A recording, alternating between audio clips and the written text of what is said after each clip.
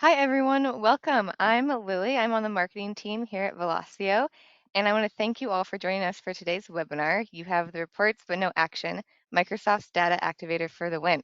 We're excited to have you with us. Before I get started and introduce our presenter, I have a few housekeeping details that I need to go over really quick with you. You may have noticed you're currently on mute, but don't worry, you can still interact with us by submitting any questions using the question box located on the GoToWebinar panel. If you run into any technical issues during the session, feel free to use that same question box and we'll assist you as soon as possible. If you have any questions, we'll try our best to address them during the presentation. But if we happen to run out of time, don't worry, our team will follow up with you via email or you can connect with your Velosio account manager for further details. Okay, let's get started. I'm excited to introduce Trey Johnson, who will be leading today's session. Take it away, Trey. Great, Lily. Thank you so much. And, it's really a pleasure to be here and a chance to talk to everybody about something that maybe people haven't been tracking as closely. And that's, the data activator component of Microsoft Fabric. And so before we get started, just to introduce myself, my name is Trey Johnson. I'm a solution specialist here at Velosio, focused on data and analytics, and very specifically work with our account managers and others that kind of care for our customer base, and having conversations about where people are on their data journey. And it's really our perspective here at Velosio that all of our customers and prospective customers like some of you are on your own journey with data, meaning that you have different needs and uses of data. You have different tools that you've potentially invested in. It's really our job at Velosio to just educate you around what the Microsoft platform has to offer. And that's exactly what today's session is. It's an opportunity to really talk a bit more deeply, about something that we shared originally back at Summit just a couple months ago. So the original format for this session was what was called a fast chat. And it really was fast at the time that we delivered it. We had kind of a constrained window of about 30 minutes. We're going to take a little bit longer today, talk a little bit more in depth around kind of the topic of what was Data Activator, and I'll explain that to you in just a moment. We'll use the slides, we'll use the demos. Certainly, we're taking this as an opportunity to stimulate kind of your thought processes around this platform and what it could potentially mean. But there's also some things that I think that you should be tracking in terms of what you can and should expect to learn today. Firstly, you'll learn about Data Activator and kind of how it fits into the Microsoft Fabric family. Maybe you'll be understanding the ways that Data Activator can revive those kind of dead or maybe a little bit more politically correctly unlooked at reports, within your organization. But you'll also gain some insights into how you can proactively encourage your organization to work with data, and that means bringing into the fold the Power Platform and Power Automate specifically. So one of my first slides is one that is just undergone way too much revision, but I'll explain it hopefully just in this one slide. So previously the slide had said, what is Data Activator? The name has changed, so it was actually in preview when we were talking about this last time in October. In November, Microsoft made Activator generally available as part of the Microsoft Fabric platform. So those that are maybe not familiar, Microsoft Fabric was released in a preview capacity in the middle of 2023. About a year ago in November, December of 2023, Microsoft Fabric was generally available with some of the pieces, including Data Activator, still being in a bit of a preview. The great news for everybody is that the Activator components have transitioned over to being generally available as of, a few weeks ago. And so that really means that all the things that we talk about today, the experiences that we show, within the demo environment, you can expect those to stay consistent. So if you're watching this video a couple months down the road, you should still see the very same things. The only downside for me is that with all those changes, it brought some changes to the demos. So apologies in advance if there's any kind of hiccups or anything like that along the way. But um, Microsoft Fabric, again, for maybe people that aren't as familiar, is really the accumulation of all of Microsoft best Azure technologies brought into kind of a single SKU. And Microsoft Fabric is a SKU not only leverages the rich capabilities that were formerly Data Factory and data flows from Power Query in the Data Factory component, and Power BI kind of at the other end of the graphic that you see on the screen. But at the very bottom is OneLake, and OneLake is the storage platform and the storage paradigm for Microsoft Fabric and for data being stored within a data lake. There's various workloads such as data engineering and data science and data warehousing. And Activator used to be one of the boxes on this screen, but it is now a subcomponent of what is called real-time intelligence that used to be called real-time analytics. And so what is Activator when we kind of, maybe turn the page here and look at it a little bit more deeply? Well, you've got One Lake and you've got the data warehouse and the real-time capabilities. On the other side, you have communication vehicles like Teams and Outlook, and even other, kind of automation elements like Power Automate. In the middle, Activator sits between those elements and the user population. And the job for Activator is to support the monitoring and the alerting from Power BI as a platform, from the data platform on top of OneLake, and to ensure that people are getting messages about what is happening with regard to their data. It's really a very kind of compelling element, especially for organizations that maybe need to ensure that there's a level of response to kind of changes in data on reports, changes in data that might be happening in other scenarios. We'll talk through those a little bit in the slides before we get to the demo today. So in terms of Activator itself, how do you get access to it? Well, it's available, across the Fabric capacities, inclusive of trial. But you need, and this is one of the things that I think is continuing to evolve. But previously, you did need, kind of that premium capacity to leverage the Power BI capabilities of setting an alert. And I'll show that specifically, and we'll talk to it maybe a little bit more deeply as we go. There are some elements that are only really aligned with premium consumption, particularly when we start talking about the Power Platform and the triggering of kind of Power Automate elements like that.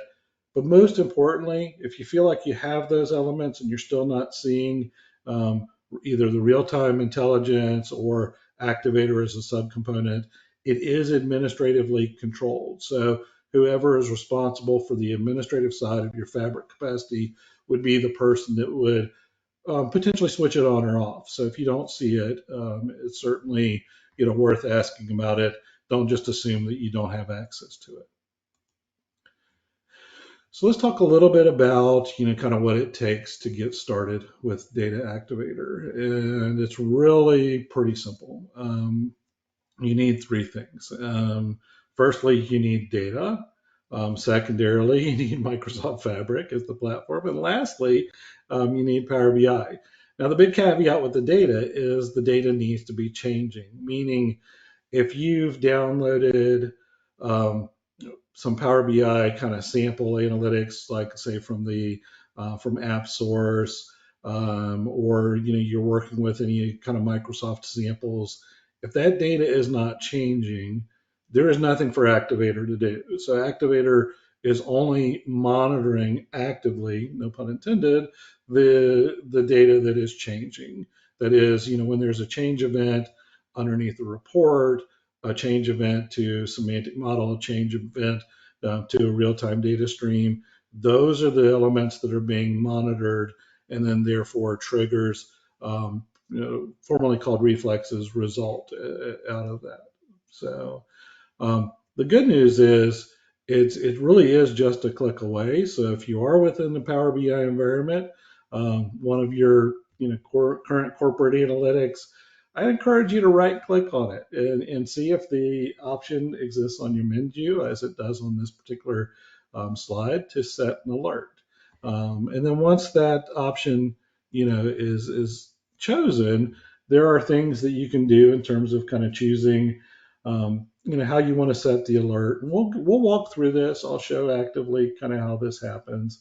But you can kind of choose your visual that you want to monitor. You can actually choose kind of the metric that you want to effectively measure to see what happens. And the changes, sorry, the operator supports changes greater than a certain amount, less than a certain amount.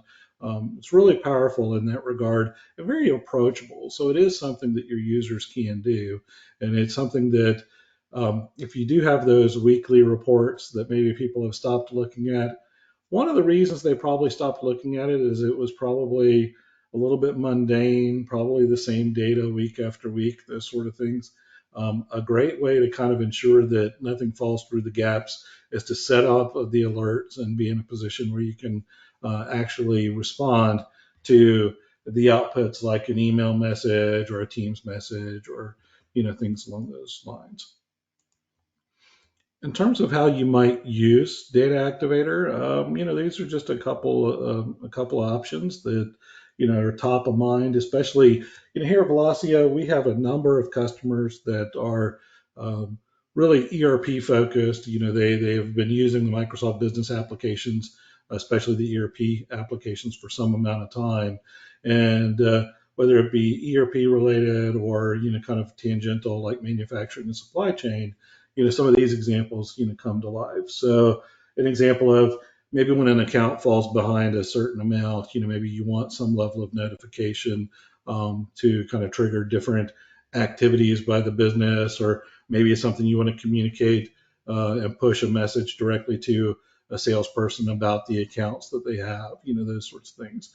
From a manufacturing operation standpoint, um, one of the great things about the Fabric platform, with Activator being included, is there's a great opportunity to take on real-time feeds of streaming data from IoT devices. And so, from a manufacturing standpoint, your equipment could have, various IoT sensors that are continuously monitoring and communicating back what what the current state of the equipment is. And as a result, if an equipment passes a certain threshold, could be something as simple as the amount of hours that have accumulated, could be something more dramatic like it's not cooling to a certain temperature.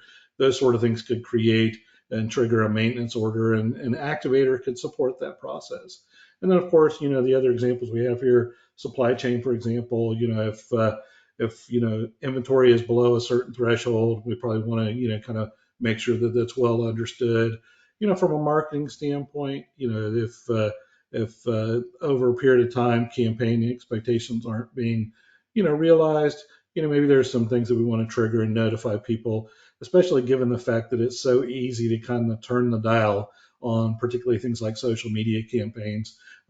There's no reason not to have the information informing what you should potentially be doing next. And Activator plays a great role in that. So, um, in terms of kind of a use case for today, what we'll walk through is firstly, if we were live and interactive, I'd probably see a good show of hands here.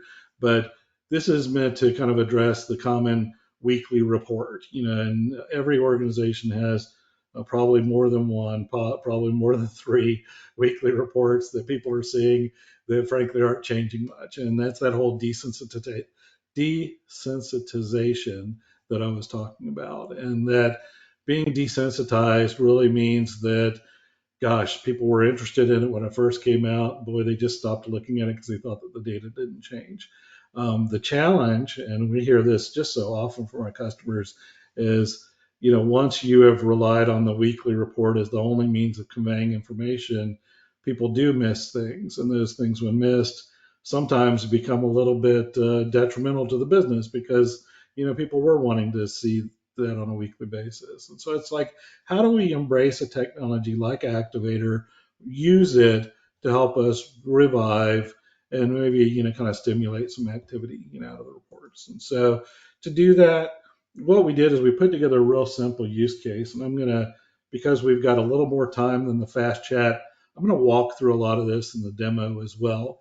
But we kept the information really very straightforward. So what you see on the screen is very much what you get.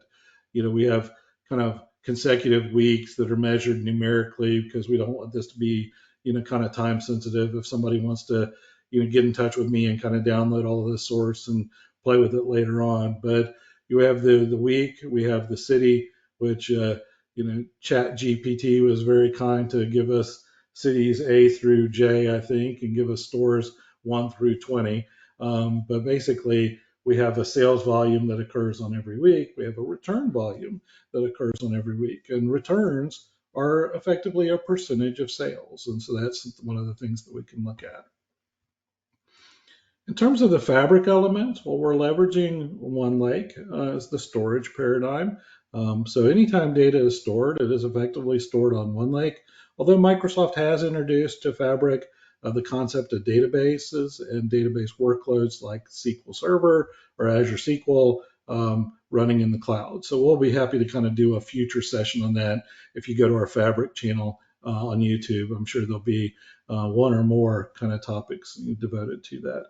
Other fabric elements for today, though, are the data warehouse. So data warehouse is kind of a specific sub workload, of the fabric environment, and semantic models. And semantic models, for those of you that are Power BI folks, you may have already encountered this. It used to be the shared data sets with underneath Power BI. Now Microsoft has changed from the vernacular of shared data sets to semantic models, and so semantic models is really kind of the where the data is stored once it's read from the data warehouse and available for presentation to the report. In terms of the Power BI reports, they're not particularly sexy. They probably would be pretty unloved if they were real, but they're the perfect use case for data activators. So let's go ahead and take a look. And to do that, I'm going to pull up my browser window. And what you're seeing on the screen is effectively the Microsoft Fabric environment. So for example, if I duplicate one of these tabs and go over here and go right here, for those that have never seen Fabric, this is what you would get when you logged into your Fabric capacity for the first time. Assuming all of the administrative elements are turned on, you not only have Power BI, which we're going to focus on today, you have access to the data warehouse workload, which we'll touch briefly through the data engineering. But we're also going to focus on Data Activator, which is Activator, which is a subcomponent of real-time intelligence. So, best place for us to start. I'm a old school data guy, so we'll go ahead and we'll go to the data engineering tab here, and let me talk through how we set this up. And I think this will be just a little bit more informative than just simply doing the demos themselves. So here we are in kind of the data engineering environment. I can do a number of things. I've connected to my sales data warehouse that I previously created. But the way that I created that is I just issued some queries. So I created a demo schema, and I created the fact table called sales, which is similar to what we saw on the slides. There's a week column, a city column, a store, and volume dollars for sales and returns. What I also did is I created a couple of views. So those that are not familiar with this, you have all of the same SQL capabilities that you do on a SQL server. There probably are some slight, language differences around the T-SQL, but effectively we can create views. In this case, a view over the fact table and a secondary view that I just used to kind of further kind of enhance things, specifically giving me kind of the percent change from the prior week, for the last 4 weeks, the last 6 weeks. It's going to be much cooler when we see it in a report. But then what I also did is, again, I went out to Chat GPT and I just said, hey, this is my schema. I'd like to be able to, create X amount of records with random, sales and return volume amounts. And ChatGPT did all the hard work, generated the insert statements for me. So I brought them in here and loaded it on up. And so that's what kind of got us to the point that we're at. And what does that point actually look like? Well, if I go to this particular report, and I'm going to just to kind of drop this down, and I'll go to the 12-week scenario.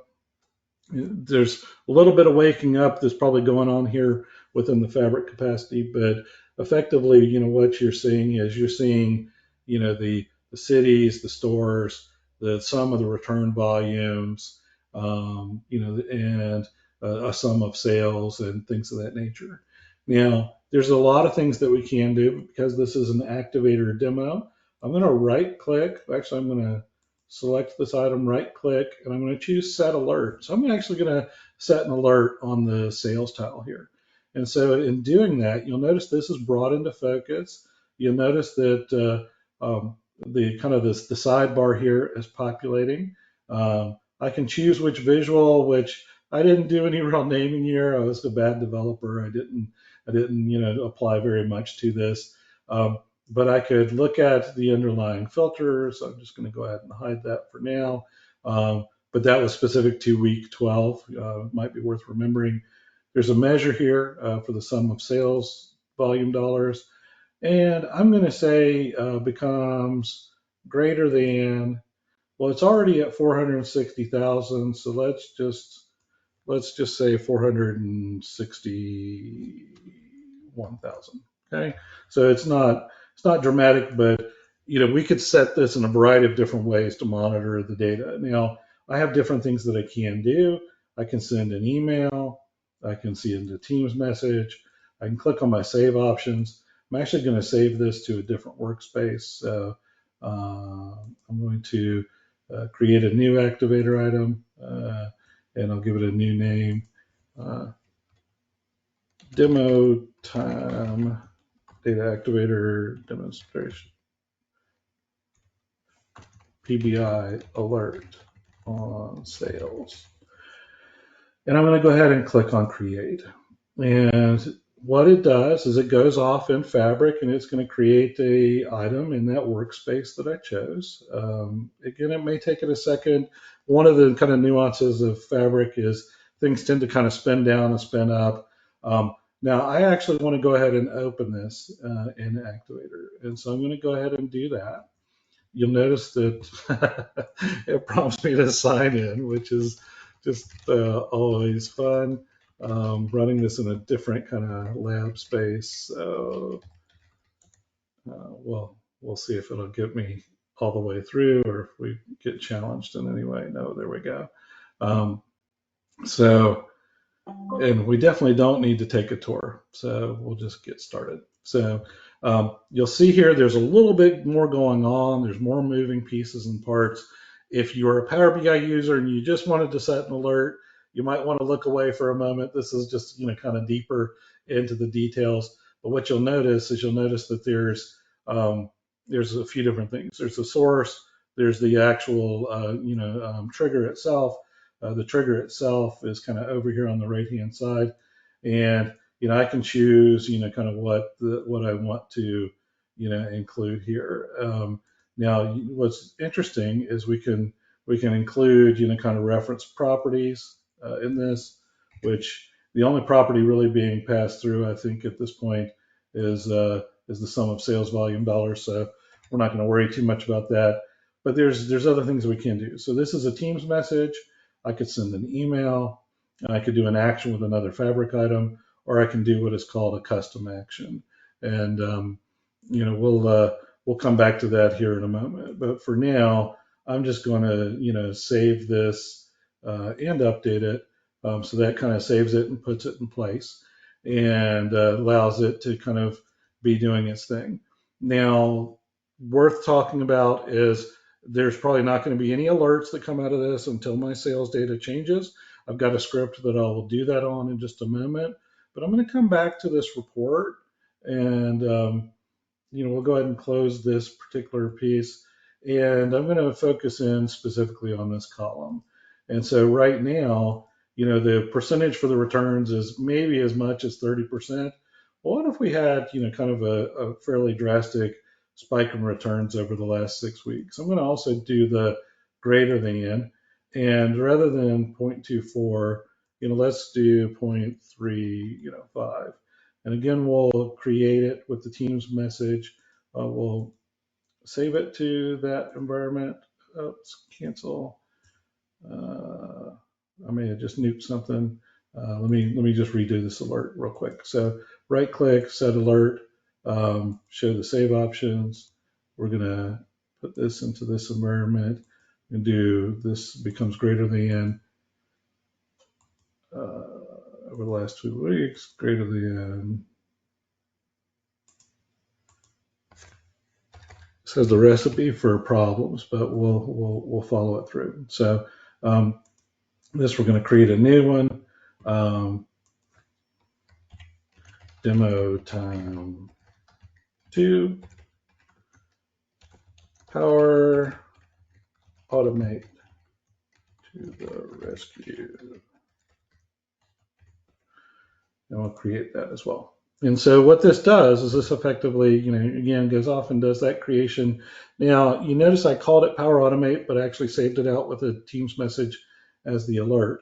I need to actually open that in Activator, and I have to do a little bit more configuration there. And so the configuration that I need to do is I need to come over to this right-hand side, and I need to change this to a new custom action. And so this is where we get into, well, what do we want to do in Power Automate? Well, first off, we'll call this demo, just so I can keep my sanity, demo time 2, Power Automate trigger. I can add any number of input fields. So I probably want to do, oh gosh, let me think about this for a moment. We'll do alert name, add, um, alert text. So what these are ways that I can pass information into this trigger. Email recipient and PBI URL. So what we'll do is we'll set up a Power BI flow that basically allows us to not just notify somebody that there's an issue, but also sends along the URL for the Power BI report. So I want to copy this connection string because this is really the way to couple Activator to Power Automate. And I'm going to open the flow builder, meaning I'm going to open Power Automate to start to construct a flow. And so you notice all of this is, reasonably seamless. Our buddy Copilot's hanging out on the right-hand side. I could ask it to do certain things for me, but firstly, I'm going to come in here and I'm going to paste in the connection string. And doing that, that resolves that piece. Now, this is not a completed flow because we only really have the means of kicking off the flow, but we don't really have any actions to be taken. So I'm going to, oh yeah, let's definitely allow it to do that. So we're going to add an action. These are wide ranging. If you're not familiar with Power Automate, there's probably quite a bit to be discovered. If you're a person that loves Planner, really cool use case. We could actually throw items onto a planner for a person to work through if they were alerts from reports. But we'll do something that's kind of just a bit on the mild side. We're going to get a profile.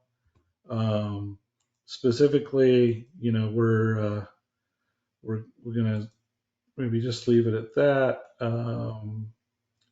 Oh, good. It's already connected. That's awesome. So I'll add a secondary action um, to send an email. And this is where, with a little bit more time, I could probably, go into greater depth. But just to, kind of explain a little bit what the convention is here.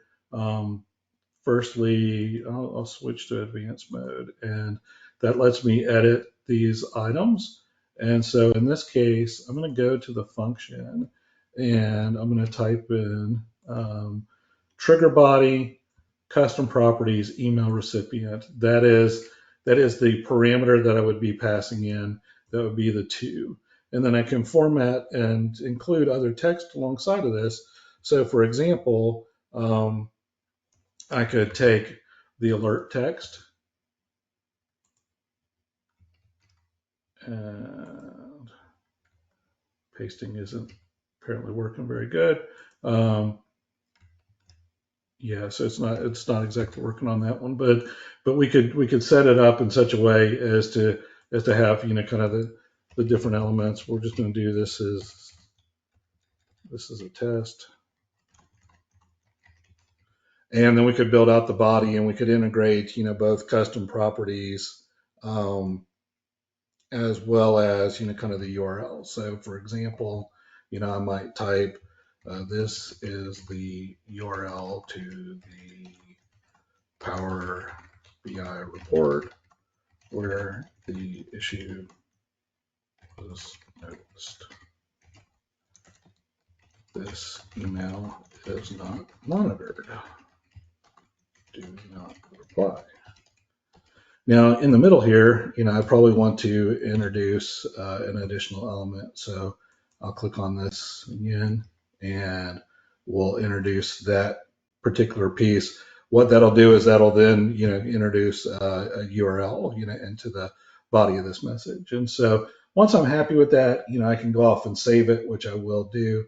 Um, but suffice to say, there's a little bit more work that kind of goes on in this environment. And what I'm going to do, just for the sake of time, is actually bring up um, kind of an edited environment. It's very similar to what we were just doing. I'm just going to click the back button here. I'm going to edit the URL as well, or sorry, edit the flow. And clicking on this, you can see where I've kind of worked through, kind of making some changes here, some things of that nature.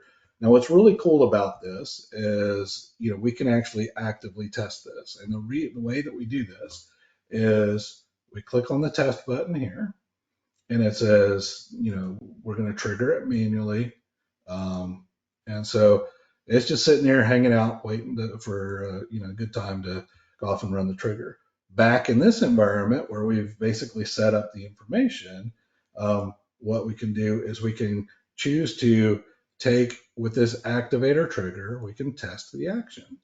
And so what we should get is we get a sent a test action. If I flip over to here, it completely ran all the way through. And if it really did its job fully, there we go. We got another email message. So again, this isn't exactly perfect, and Outlook in the browser is even worse in terms of formatting. Some of the results. But the cool part of this is there are just so many different things that we can do back here within Power Automate, to really introduce significant or sophisticated kind of workflows to interface with other applications, to start, kind of the right business processes, all because something happened within the data within a Power BI report or otherwise in the real-time intelligence. And so that's, kind of quite a bit of ground to have covered. We have a lot of that information also kind of available, within the slides. So if anybody wants to see in greater detail, kind of what this looked like, there's accompanying slides, and we're very, very willing to kind of share the information with you, so you can hit me up on LinkedIn and things like that. But coming back here to the slides themselves, one of the questions that I often get is just how does data flow, in the solutions that Velosio creates. And this is a real kind of solid picture in that regard, because not only do we have, kind of traditional any kind of data, but we also have, a lot of the other applications. And apparently the font got really skewed on this, but these are the Dynamics 365 applications, Business Central, F&O, the CE platform, either communicating via Dataverse or Synapse Link into the One Lake environment. When we get the data into this environment, we're typically applying some level of structure along with a traditional medallion architecture. So we have a bronze level, a silver level, a gold level of the medallion architecture. But that really is just manifests itself simply as things like the fact tables that I showed in my demo, like the fact sales, the semantic model. The one piece that I didn't touch upon, and I probably should, and I'll just kind of bounce back over to it quickly, is within this data engineering, one of the things that we had was, modify data. So uh, don't have to read this in detail, but we're going to pump up week 12's numbers by 4. And I'm going to run that real quick. And so that query will run over a period of, probably, if it's spinning up still, maybe as much as, 30 seconds. When I come back over to the Microsoft Fabric environment, one of the things that I have access to in my workspace, I'll just click on Power BI and go to Data Activator, is I actually have used the semantic model refresh uh, task within the pipelines. And so what this does is this basically allows for us to trigger that semantic model from the diagram to refresh. By doing that, I'm actually going to trigger some things to fire off. So before I pull the trigger on that per se, I do want to make sure that that was running, and it did. So I'll come back here to semantic model refresh. I'll click run on that. And what it's doing is it's basically queuing up, and over a period of, 7 to 10 seconds, it'll actually refresh that model, meaning it will read data from the Fabric data warehouse into the semantic model that drives the report that we were looking at. And if I come back and look at the sales and return report, note that says 460, note that says 223K, note the percentages are lower. As soon as this kind of cycles through and refreshes, oh goodness, we went up to $2 million in sales. We have $92,000 in returns, and we have 300 and something percent change in returns as well. So all of those things should naturally drive some triggers. And once it's not instantaneous from a data activator standpoint, but basically the activator will eventually kind of kick in on the monitoring of those items. And in doing so, it will then, show items up on Teams. So for example, if I bring Teams over here, for those elements, you'll notice that we've already got messages that are starting to come in, about the kind of the different changes that were occurring. So this is a really great integrated experience. If you want to wake up your users to things that are going on with the data, there's really no better way to do this than to explore, leveraging Activator. So we'll come back to the slides, and, just a few considerations for the alert settings. Um, particularly for Power BI, the setting alert, it's more of an end user experience. It's not something that you're able to kind of do easily, for a large volume of users, to notify multiple people. That will likely change over time.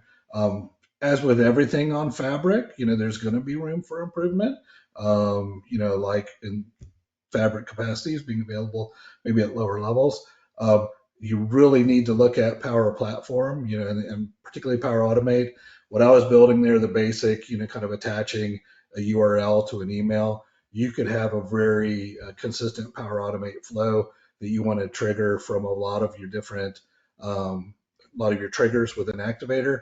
And then through parameters, you could feed in those different configurations so that it'll do different things, but you can centralize and keep consistent a single flow for all of those. The other thing is that you may need to determine if there's other measures that might be worth triggering from, and to just talk to that really briefly, triggering off of other measures. So we went beyond the scope of the initial data, and we added additional measures for like change over the last week, last 4 weeks, last 6 weeks, things like that. All of those, were naturally kind of helpful in terms of setting alerts, but you could also have conditions where you logically drive an alert that says alert needed 1 or 0, and in that case, Activator isn't really having to do any kind of logic. It's just saying, okay, when the value equals 1, that means that I need to send an alert out. So we did get a chance to kind of cover off quite a bit on the Power Automate side of things. Again, kind of the basics of Power Automate, the scenarios. It's just an improved opportunity to do more with your alerting and messaging. Certainly it's a deeper investment, than just setting an alert.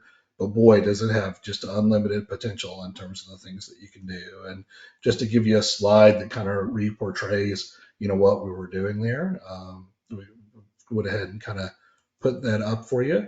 but there's just so much, and we wish that we had more time, to show you, kind of the robust outputs that came along and other things. But in terms of some final items to consider, reflex is a misnomer. Those are now triggers.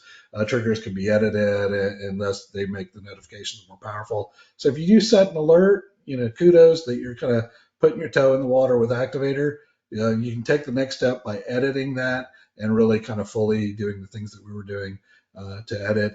There are some links here that provide some additional information, as are links from a suggested resource.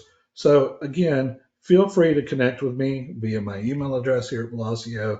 Connect with me on LinkedIn. Connect with our team around Fabric at velosio.com. On our blog, there's a link to the Fabric items, and there's just so much more that we would love to share. But at this point, we've covered off kind of all of the details that were pertinent for today. Hopefully, everybody uses 2025 to get active with Data Activator. And with that, Lily, I'll probably just turn it back to you, unless there's questions or anything that we need to answer. Awesome. I'm not seeing any questions in the box. So thank you, Trey, so much. That was fantastic. And thank you to everyone who joined us. We appreciate your time. Before we head out, I do want to remind you to keep an eye on your inbox for a follow-up email, which will include the link to this recording and the PowerPoint deck with the links that you can click on to learn more. With that, I want to wish everyone a great rest of your day. See ya. Thank you.